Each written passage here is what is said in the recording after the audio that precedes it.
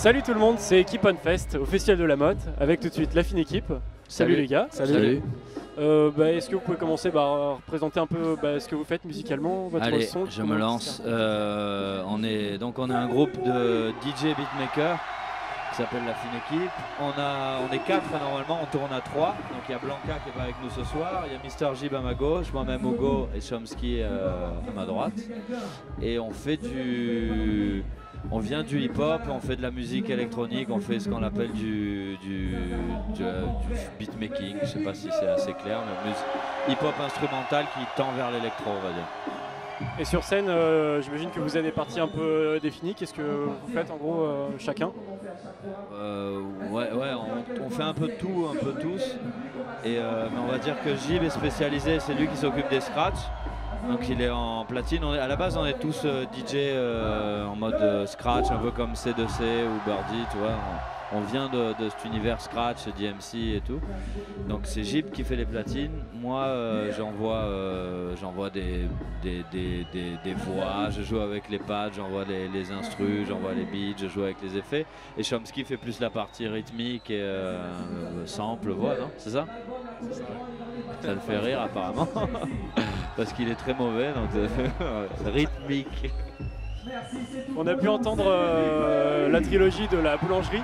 D'où ça vient cette idée de faire collaborer énormément d'autres beatmakers avec vous et monter ce genre de projet?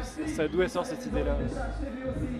C'était quand on a sorti la boulangerie 1, en fait, on savait pas vraiment que ça allait avoir une suite. On avait envie de faire vraiment de la musique instrumentale. Et on avait envie de faire collaborer un maximum de gens avec lesquels on s'entendait bien, aussi bien humainement que musicalement. On a fait pas mal de radio avant et on a rencontré beaucoup d'artistes avec lesquels on avait envie de collaborer par ce biais-là.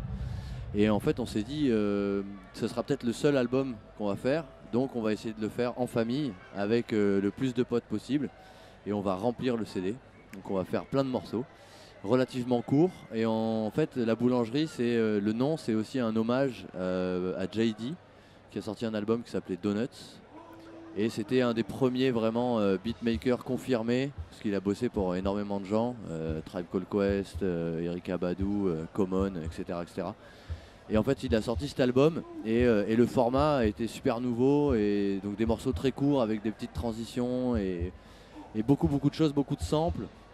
Et ça nous a vraiment beaucoup inspiré, et donc on avait envie de faire le Donuts à la française et de lui rendre hommage en l'appelant la boulangerie. Voilà. C'est que ça, quoi. C'est que pour l'instant faire des choses qu'on aime bien. Quand tu replaces dans le contexte, à l'époque on a sorti la boulangerie 1 et on a voulu monter le label, le beatmaking c'était encore rien en France, ça n'existait pas vraiment. Aujourd'hui c'est vrai que quand on en parle aujourd'hui, c'est quelque chose qui a plus de sens parce que tu as des artistes comme C2C, Fakir ou autres qui ont amené ça populairement.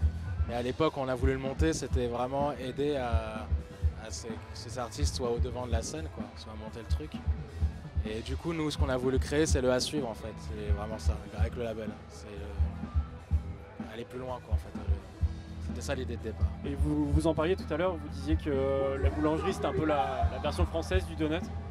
Est-ce que vous pensez que c'est dans la continuité de ce qui se fait aux États-Unis ou ailleurs? Ou est-ce qu'il y a vraiment une marque française ou, En fait, il n'y a même plus de territoire, on en parlait tout à l'heure en mangeant. En fait, il n'y a plus d'américain, français, anglais. Il y a un son universel qui est surtout lié avec Internet, en fait, et toutes les plateformes sociales, genre SoundCloud, etc.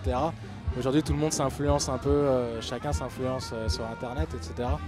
Donc maintenant, ce qui est intéressant, c'est de voir que tu as des artistes qui viennent de Montréal ou d'Australie ou de France ou d'Irlande, et qui sont à la tête de ce mouvement, et c'est moins sectorisé par territoire.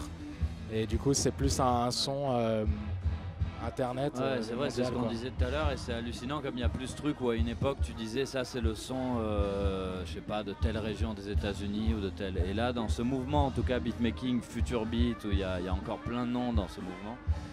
Il n'y a pas vraiment de pays précis. Par contre, c'est vrai qu'il y a quand même un truc en France, et il y a pas mal de bons artistes dans ce style en France.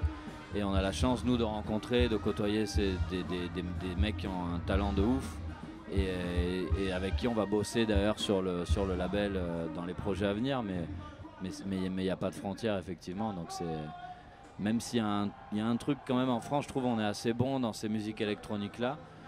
et qui sont un peu parce que des gens parlaient de la nouvelle French Touch, etc. Donc c'est pas vraiment le cas parce que c'est vraiment worldwide, c'est pas un truc français, mais en tout cas on n'est pas mauvais, il y a une bonne équipe et il y a des bons artistes là-dedans en France. Ouais.